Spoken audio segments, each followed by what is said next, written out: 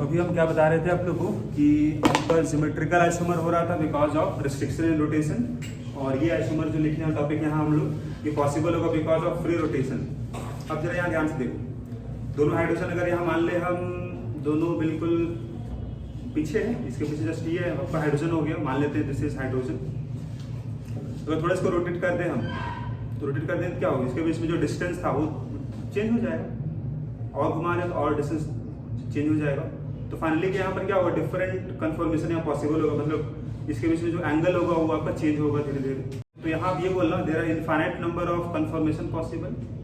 कोई हल्का सा अगर एंगल घूम गया तो कुछ तो चेंज हो गया ना एंगल में, दूरी बदल गया उसके बीच में, हल्का सा और घूम गया, थोड़ा सा और एंगल बदल गया और उसके बीच में जो डिस्टेंस था बदल गया। तो क्या हुआ यहाँ पर there are infinite number of possible conformations of alkanes. क्यों? Because of free rotation. और इसको आप आइसोलेट नहीं कर पाओगे, मतलब इसको हम सेपरेट नहीं कर पाएंगे हम। क्यों? बिकॉज इससे पहले जो बताया आपको हम सिमेट्रिकल, वहाँ क्या बोले थे, सिस और ट्रांस को हम सेपरेट कर पाएंगे। क्यों कर पाएंगे? इसका मेल्टिंग पॉइंट अलग था, बॉइलिंग पॉइंट अलग था। लेकिन यहाँ पर क्या होगा कि खुद ब खुद चेंज होता रहता है ना, रूम टेम्परेचर पर ये चेंज होता रहता है, तो इसको हम सेपरेट तो नहीं कर पाएंगे ना। स्टैगर्ड जो था, इक्लिप्स जो था, उसको हम सेपरेट तो नहीं कर पाएंगे, वो चेंज होता रहेगा। दैट्स वाई यहाँ ये बोलेंगे हम कि कन्फर्मेशन आइसोमर को हम सेपरेट नहीं कर पाएंगे, आइसोलेट नहीं कर पाएंगे हम रूम टेम्परेचर पर। साथ ही there are infinite number of conformation isomers. क्यों? Because of free rotation about single bond. दो पॉइंट है, लिखो यहाँ पर आप, there are infinite number of conformational isomer. There are infinite number of conformational isomers which can't be isolated,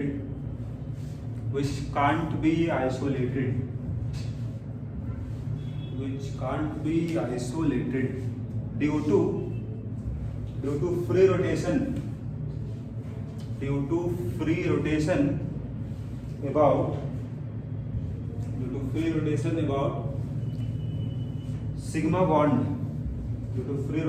about sigma bond। तो bracket में कर लो सिंगल बॉन्ड, ब्रैकेट में लिख लो सिंगल बॉन्ड। सिंगल बॉन्ड के क्रॉस फ्री रोटेशन पॉसिबल होगा, जिसके कारण infinite number of possible यहाँ पर कन्फर्मेशन आइसोमर होगा। इसको सेपरेट नहीं कर सकते, राइट। तो सपोज एग्जांपल यहाँ पर दिखा रहे हैं आपको। सपोज दो कार्बन था इस तरह से, और कुछ इस तरह से दिखाते हैं आपको। क्या मतलब यहाँ पर देखो, डॉट एक कार्बन है, एक कार्बन क्या है, सर्कल है, इसमें 3 बॉन्ड होगा ना। तो मान लेते हैं एक जगह सपोज एक्स है और बाकी जगह हाइड्रोजन मान लेते हैं। यहाँ भी आप वाई मान लो एक जगह, बाकी जगह हाइड्रोजन। तो अगर जरा यहाँ देखो, अगर इसको रोटेट कर दो आप 60 डिग्री तो क्या बनेगा, फ्रंट वाले को रखना है, फिर से आपको पीछे वाले घुमाना है, राइट। तो यहाँ जो पॉसिबल बनेगा डिफरेंट है ना, उसको हम बनाने वाले हैं। तो आप लोग भी साथ में इसको हम लोग को बनाना है। फ्रंट को फिक्स रखो और पीछे वाले घुमाते चले जाओ। क्या पॉसिबल बनेगा इसमें, उसको बनाना है। देखिए, तो फ्रंट तो आपका फिक्स रहा है ना, पीछे वाले घुमाना आपको है। यहाँ पे अगर इसको रोटेट कर दो आप, तो यहाँ इसके पीछे आ जाएगा, है ना। तो इसके पीछे आप वाई को बना लो, इसके पीछे आ जाएगा और इसके पीछे आ जाएगा। और यहाँ कोई चीज हुआ नहीं था तो इसको बना लोगे। फिर से इसको हम रोटेट कर दें 60 डिग्री। ये जो वाई जो इसके पीछे था, अब वो बीच में आ जाएगा, यहाँ बीच में आ जाएगा। और यहाँ तो कोई चेंज कर नहीं रहे हम फ्रंट वाले कार्बन को, यहाँ भी इसी तरह से बना लो, इसके पीछे आ जाएगा।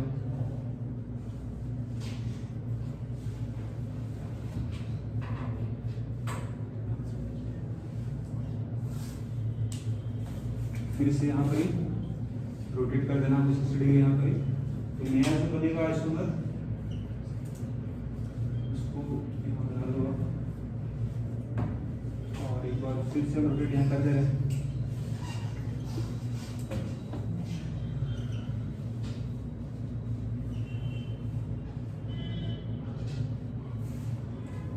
तो यहाँ पर ये तो x होगा और y जो यहाँ पर ही था y यहाँ आ गया है, यहाँ पर ही x था, ये y है, बाकी तो h होगा। अगर एक बार अगर इसको रोटेट कर दो आप तो ये बन जाएगा।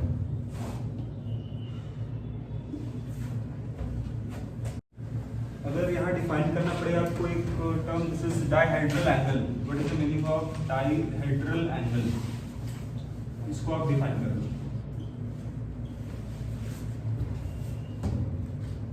ये एंगल होगा between x and y, x जुड़ा हुआ है फ्रंट कार्बन से, y जुड़ा हुआ है बैक कार्बन से, इसके बीच में कितना एंगल होगा उसी को बोलेंगे हम डाइहेड्रल एंगल। से लिख लेना एंगल बिटवीन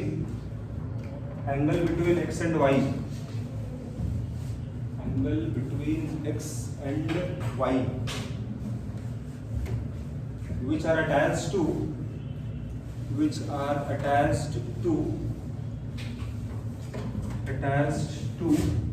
adjacent carbon,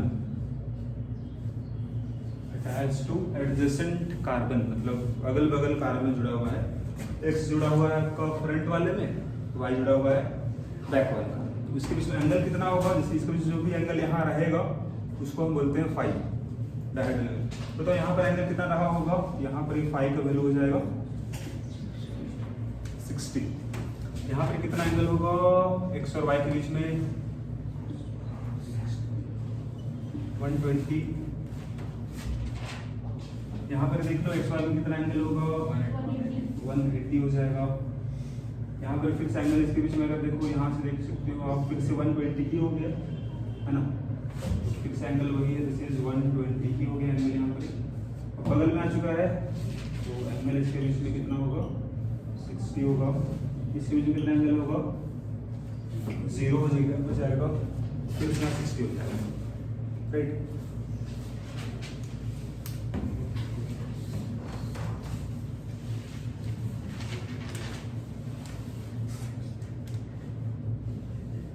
और यहाँ पे कुछ टर्म है, जैसे अगर आप मान लो कि स्टैगर्ड किसको बोले थे जी, स्टैगर्ड कब था, जब बॉन्ड दूर दूर में होगा, मैक्सिमम दूरी में जब एंगल होगा, जब बॉन्ड यहाँ दूर दूर में होगा तो जैसे स्टैगर्ड फॉर्म होगा, इसको बगल में लिख लोगे स्टैगर्ड है। यहाँ पर ये बिल्कुल पीछे आ गया, बॉन्ड के पीछे बॉन्ड है, मतलब जैसे इक्लिप्स, ये कहलाएगा इक्लिप्स। यहाँ पर फिर से स्टैगर्ड कहलाएगा, this one is eclipse, this one is staggered, और ये फिर से eclipse। अब डिफरेंस जरा देखो स्टैगर्ड वाले में, ये जो स्टैगर्ड है और ये जो स्टैगर्ड है, दोनों में कुछ डिफरेंस दिख रहा है आपको, बिल्कुल दिख रहा है।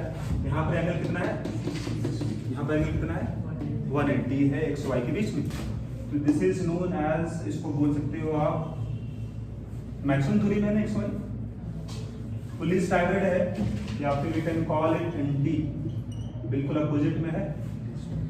और यहाँ पर ही एंगल 60 था, this is known as partially, this is partially staggered बोलेंगे। उसी तरह से एक और यहाँ स्टैगर्ड बना था, this is also partially, this is also partially staggered. Eclipse देखो जरा, इक्लिप्स ये भी था, इक्लिप्स ये भी है, दोनों में डिफरेंस है कि नहीं, बिल्कुल है।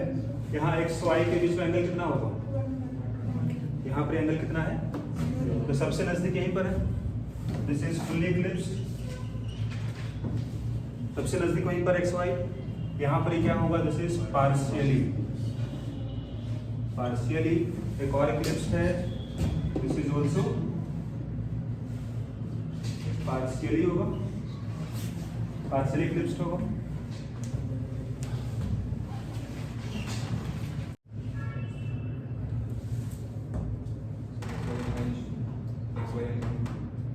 एक्स वाई कोई भी ग्रुप रहा होगा, it can be hydrogen, it can be different group, fluorine, methyl group, कुछ भी हो सकता है। एक नाम और यहाँ आपको जानना जरूरी है, तो उसको हम बात करते हैं। तो अगर फुल्ली स्टैगर्ड होगा तो उसको एंटी बोल दिए हम, अगर पार्शियली स्टैगर्ड होगा, जैसे ये पार्शियली स्टैगर्ड था, तो इसका एक और भी नेम है, उसको भी हम यूज करते हैं, किसी ग्रुप में लिखा मिल जाएगा आपको। तो यहाँ बगल में पार्शियली स्टैगर्ड जो है उसके जगह में यहाँ पर जैसे गॉश भी लिखा मिल जाएगा,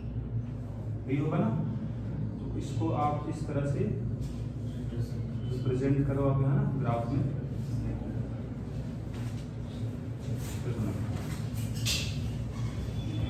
सेकंड में बताना आप कि अगर suppose x equal to CS3 है और y इक्वल टू अगर हाइड्रोजन है, कंपाउंड क्या बन जाएगा? तो कंपाउंड को यहाँ आप दिखा सकते हो इस तरह से, x की जगह में अगर CS3 होगा और y की जगह में अगर हाइड्रोजन को आप लिख लो, ये कंपाउंड क्या बन गया बता सकते हो आप? इसमें कितना कार्बन है? 3 कार्बन है, प्रोपेन है, एक कार्बन सर्कल है, एक कार्बन डॉट, एक कार्बन ये, 3 कार्बन है, मतलब जैसे प्रोपेन होगा। अब अगर आप सेम उसी तरह से अगर आप इसको रोटेट कर दो तो नया आइसोमर, नया कन्फर्मेशन अगर बात करें हम क्या बनेगा उसको देखते हैं।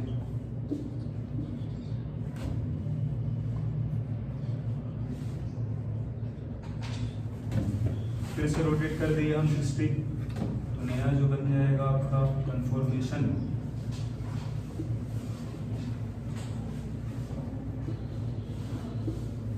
नया कुछ नहीं बनेगा, जो पहला था ना यही पहला यहाँ पे देख सकते हो आप, ये आपका सेकंड हो गया। फिर से वही जैसे स्टैगर्ड कहलाएगा, ये इक्लिप्स कहलाएगा,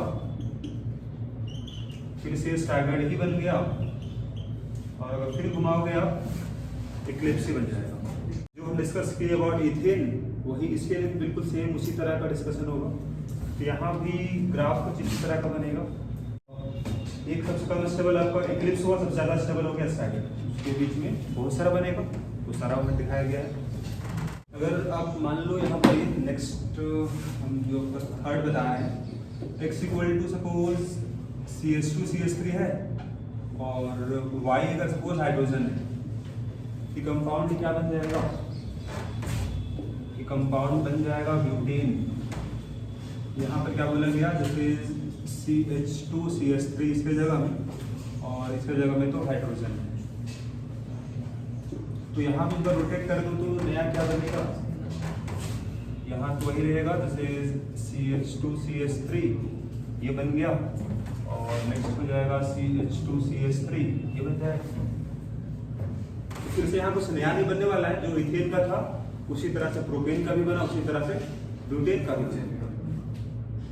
लेकिन यहाँ पर अगर बोला जाए आपको, तो यहाँ पर आप जो यहाँ रोटेट जो किए हो आप, कि कौन सा कार्बन के बीच में यहाँ पर आप रोटेट कर रहे हो? कार्बन नंबर 1 2, कार्बन नंबर 1 अगर सर्किल है, कार्बन नंबर 2 होगा, ये 3 होगा, ये 4 होगा, तो 1 2 के बीच में अभी आप देख रहे हो ना, कार्बन 1 2 के बीच में अभी देखिए, इसमें केवल वही बन रहा है, मतलब एक सबसे ज़्यादा स्टेबल, सबसे कम स्टेबल इक्लिप्स, उसके बीच में बहुत सारा बनेगा, तो सबको यहाँ हम रिप्रेजेंट करते हैं ग्राफ में, बना लो तब। तो अभी यहाँ हम डिस्कस किए अबाउट कार्बन नंबर 1 और 2, यहाँ पर बगल में लिख भी लेना, जो बनाए हम लोग हैं, ये आपका अगर ब्यूटेन अगर यहाँ लिखा है हम लोग, 4 कार्बन इसके बीच में होगा, यहाँ जो 4 कार्बन है, कार्बन 1 हो गया, 2 हो गया, ये 3 4 हो गया। तो अभी हम कार्बन नंबर 1 और कार्बन नंबर 2 के बीच में अभी हम यहाँ बात करने वाले थे, और यहाँ जैसे और इस वाले केस में स्टैगर्ड और इक्लिप्स बन रहा है, और वो फिर से स्टैगर्ड इक्लिप्स बनता रहेगा इसमें। लेकिन अगर हम बात करें 2 और 3 के बीच में, तो 2 3 के बीच में अगर डिस्कस हमको करना पड़े, इसका कन्फर्मेशन डिफरेंट है ना, उसको अगर हम बात करें 2 3 के बीच में, तो उसके लिए यहाँ पर चेंज ये होगा, यहाँ पर या आपको x भी CS3 होगा और y भी अगर CS3 हो गया तो फिर से ब्यूटेन ही बनेगा। लेकिन अब यहाँ डिस्कस होगा कार्बन नंबर 2 और 3 के बीच में, क्योंकि यहाँ से कार्बन नंबर 2 पे अटैच कौन कौन है? 2 हाइड्रोजन है, एक CS3 है, ये CS3 अटैच है कार्बन नंबर 2 से, यहाँ से अटैच 2 हाइड्रोजन होगा और एक CS3 होगा। यहाँ सेम यहाँ आप देखो इस वाले केस में क्या होगा, यहाँ पर x की जगह में CS3 हो जाएगा, y की जगह में भी CS3 हो जाएगा। तो अब ये कार्बन नंबर 1 कहाँ पर होगा, तो अब ये 1 नंबर ये होगा 1, ये 2 होगा, ये 3 होगा और ये 4 होगा। तो अब 2 3 के बीच में हम देखने वाले हैं, ब्यूटेन ही है, बस कार्बन नंबर 2 3 के बीच में हम देखने वाले हैं डिफरेंट कन्फॉर्मेशंस। तो रोटेट कर दो आप उसको, यहाँ पर डिफरेंट बन सकता है, उसको यहाँ बना लेते हम लोग हैं, तो इसको रखो फिक्स और इसको हम रोटेट किए तो ये आ गया इसके पीछे में, और फिर इसे रोटेट किए उसको हम, यहाँ आ जाएगा, और CH3 तो एक यहीं रहेगा। अब ये अलग अलग होगा, ये स्टैगर्ड और ये स्टैगर्ड अलग है। बता सकते हो नेम, इस स्टैगर्ड का नेम क्या होगा, इस स्टैगर्ड का नेम क्या होगा? फुल स्टैगर्ड कौन है? फुल स्टैगर्ड कौन होगा? तो दोनों CH3 यहाँ मैक्सिमम दूरी पे है ना, तो दिस इज फुल स्टैगर्ड इसको बोले थे हम, या फिर we can call it NT बताए थे। वही इसका नेम क्या बताए थे हम? We can call it partially staggered, या फिर इसको हम बताए थे गॉज, है ना। ठीक, अब इसमें और भी तो पॉसिबल बनेगा, तो और भी जो बनेगा पॉसिबल उसको यहाँ बनाते हैं। तो आखिर जो भी बनेगा उसको यहाँ हम लोग कंटिन्यू करते हैं। आप रोटेट करते चले जाओ, नया बन जाएगा। आपको फ्रंट कार्बन को फिक्स रखना है,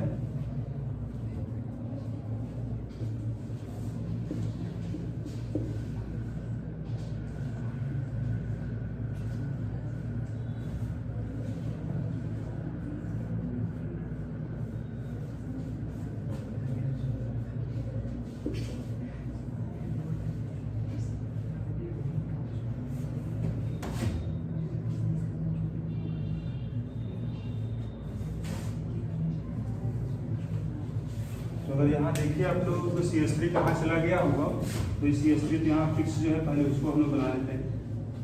ये CH3 फिक्स है। अब दूसरा जो आपके पास है CH3, वो अभी यहाँ पर ही था, रोटेट होने के बाद वो उसके पीछे चला जाएगा, तो CH3 यहाँ पर ही होगा। और अगर रोटेट करोगे इसको आप, तो CH3 यहाँ पर ही आ जाएगा, और अगर रोटेट किया जाए इसको, तो इसके पीछे चला जाएगा CH3। तो उसके लिए जरा सा इसको हम लोग बॉन्ड को थोड़ा सा इसको हम लोग बढ़ा देते हैं, इसके पीछे चला गया। अगर फिर से रोटेट कर दो आप, यही बन जाएगा।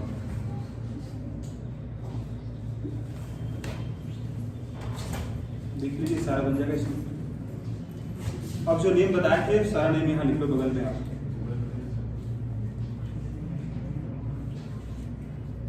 और नेमिंग भी यहाँ बदल जाएगा।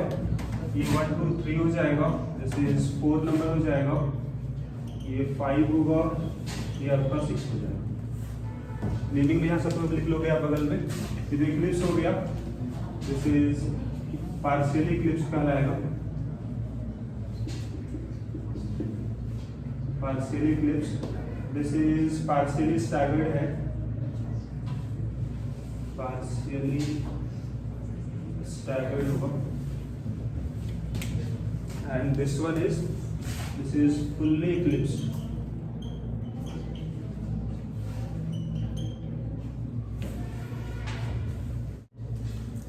अभी हम बताना आपको इसका स्टेबिलिटी ऑर्डर क्या होगा। तो स्टेबिलिटी ऑर्डर आप चेक करो इसका क्या आएगा, और साथ में बताना एनर्जी का ऑर्डर क्या आएगा। तो सबसे ज्यादा स्टेबल कौन होगा इसमें से? सबसे ज्यादा स्टेबल फुल्ली स्टैगर्ड होगा। फुल्ली स्टैगर्ड मतलब थर्ड वन सबसे ज्यादा स्टेबल फुल्ली स्टैगर्ड होगा। इसके बाद पार्शियली स्टैगर्ड होगा। पार्शियली स्टैगर्ड को 1 भी है और 5 भी है, तो 1 और 5 का स्टेबिलिटी बराबर होगा। फिर इसके बाद होगा आपका पार्शियली इक्लिप्स्ड। तो पार्शियली इक्लिप्स्ड भी दो, पार्शियली इक्लिप्स्ड भी दो होगा, है ना। एक तो पार्शियली है, तो पार्शियली ही है ना, this is our partially eclipsed, और पार्शियली इक्लिप्स्ड ये रहा। तो 2 और 4, तो 2 और 4 का स्टेबिलिटी बराबर होगा। और सबसे कम स्टेबल होगा फुल्ली इक्लिप्स्ड, मतलब ये 6 नंबर है, ये आपका हो जाएगा 6 सबसे कम स्टेबल, क्योंकि यहाँ ग्रुप सबसे नजदीक में है। मिथाइल ग्रुप दोनों क्या होगा, सबसे नजदीक में यहाँ पर, यहाँ पर ही काफी ज्यादा काम करेगा रिपल्सिव फोर्स इसके बीच में। एनर्जी इसका उल्टा हो जाएगा, एनर्जी का जो ऑर्डर आएगा इसका उल्टा लिख लोगे आप, मतलब सबसे ज्यादा एनर्जी अगर बात करें हम, तो वो इस तरह से जाएगा।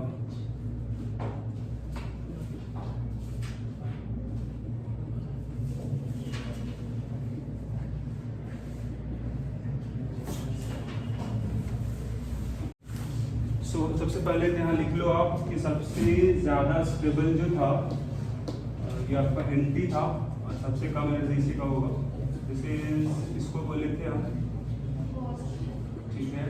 दिस इज फुल्ली इक्लिप्स था और एक और है this is partially, this is partially Eclipse.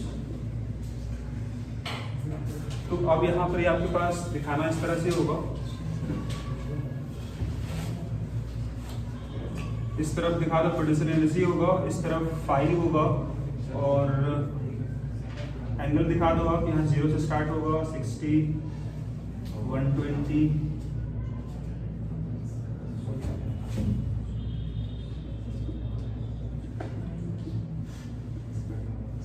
ठीक है, ये बन जाएगा। तो सबसे पहले अगर यहाँ देखो एंगल अगर 0 होगा दो मिथाइल के बीच में, एंगल अगर 0 होगा दो मिथाइल के बीच में तो क्या बनेगा, फुल इक्लिप्स। तो अगर 4 यहाँ डिफरेंट लेवल अगर दिखाना होगा आपको एनर्जी का, तो पहले तो आप इस तरह से 4 डिफरेंट लेवल्स दिखा दो। इसके बाद सबसे ज्यादा एनर्जी किसका होगा, सबसे ज्यादा एनर्जी किस फॉर्म का है, यहाँ बगल में लिख लो आप, दिस इज फुल इक्लिप्स का होगा।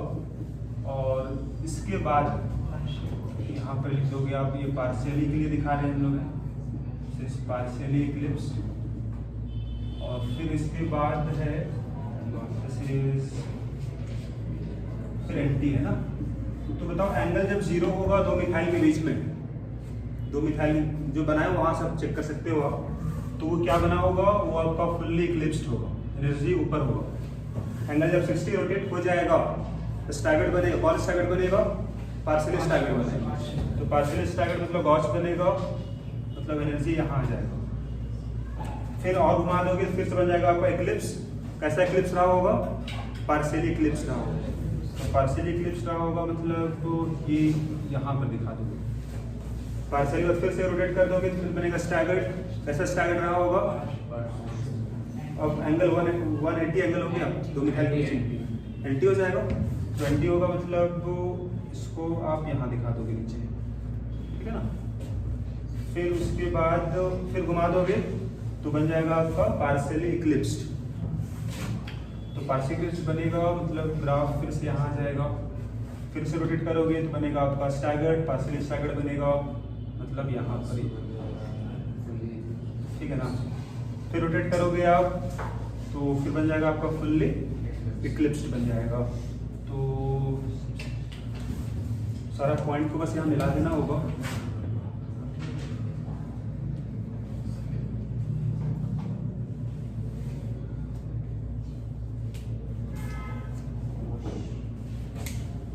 अब एक क्वेश्चन यहाँ पर ही है, तो यहाँ आप ले सकते हो। आपको क्या बताना है, स्टेबिलिटी ऑर्डर बताना है। तो यहाँ लिख लो आप क्वेश्चन, फाइंड स्टेबिलिटी ऑर्डर।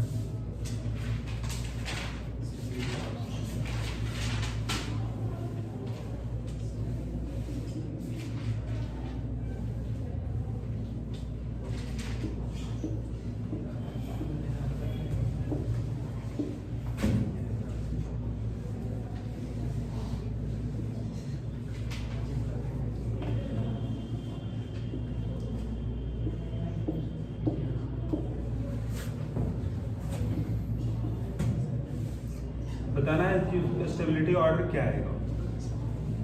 पहले वाले क्वेश्चन में देख लीजिए, इसके बाद सेकंड क्वेश्चन ये रहा आपके पास।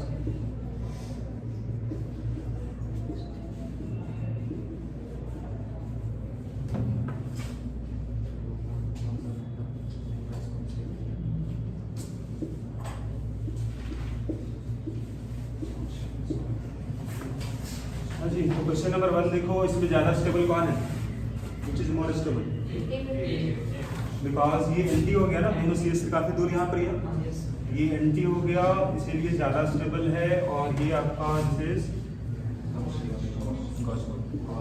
तो ज्यादा स्टेबल अगर बात करें हम, ये ज्यादा स्टेबल होगा बी सीरीज, राइट। उसी तरह एक बार यहाँ बात क्वेश्चन नंबर 2 अगर बात करें तो यहाँ पर स्टेबिलिटी ऑर्डर क्या आएगा,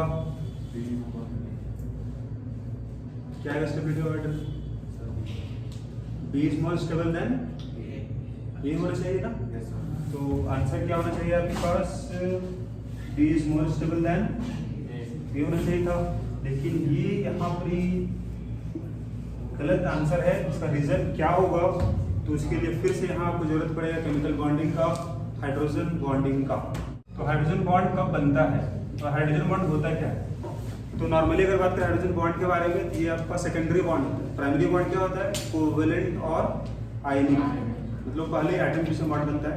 अब मॉलिक्यूल बन गया, उसके बीच में अगर कुछ फोर्स डेवलप हो जाएगा, उसको बोलते हैं हम लोग हाइड्रोजन बॉन्ड।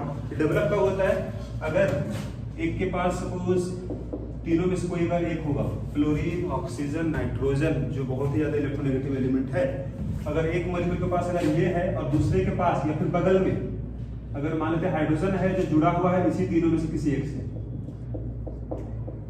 तो जब ऐसा केस आएगा, क्योंकि ज्यादा इलेक्ट्रोनेगेटिव है, यहाँ डेवलप चार्ज होगा माइनस, डेल्टा माइनस। कम इलेक्ट्रोनेगेटिव है तो डेल्टा प्लस होगा, इसमें भी डेल्टा माइनस होगा। प्लस माइनस में क्या फोर्स डेवलप होता है? Attractive force. तो यहाँ डेवलप होगा अट्रैक्टिव फोर्स, उसी को बोलते हैं हाइड्रोजन बॉन्ड। यहाँ जरा देखो क्या यहाँ डेवलप होगा हाइड्रोजन बॉन्ड। फ्लोरीन है और उसी को बगल में देखो हाइड्रोजन है जुड़ा हुआ ऑक्सीजन से, जो वहां बताया वहां यहाँ दिख रहा है आपको बिल्कुल। तो यहाँ से पॉसिबल क्या होगा? हाइड्रोजन बॉन्ड डेल्टा माइनस और डेल्टा प्लस के बीच there is formation of hydrogen bond, लेकिन यहाँ पर काफी दूर है तो यहाँ पॉसिबल नहीं होगा हाइड्रोजन बॉन्ड, इसीलिए कम स्टेबल हो गया इस वाले से। तो इस चीज को आपको नोट करना होगा कि अगर कहीं बनेगा हाइड्रोजन बॉन्ड तो ज्यादा स्टेबल हो जाएगा, मतलब गॉस ज्यादा स्टेबल होगा एंटी वाले से। कब? जब बनेगा हाइड्रोजन बॉन्ड। तो इसको आप लिख लो। यहाँ पर आंसर जो होगा, दिस इज द आंसर, कि आपका गॉस था ज्यादा स्टेबल है एंटी वाले से।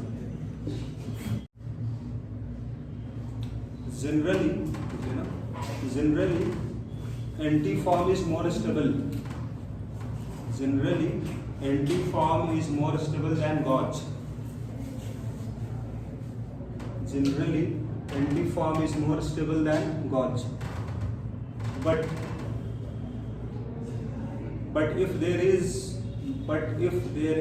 formation of hydrogen bond, then gauge form will be more stable. Gauge form will be more stable than anti. More stable than anti.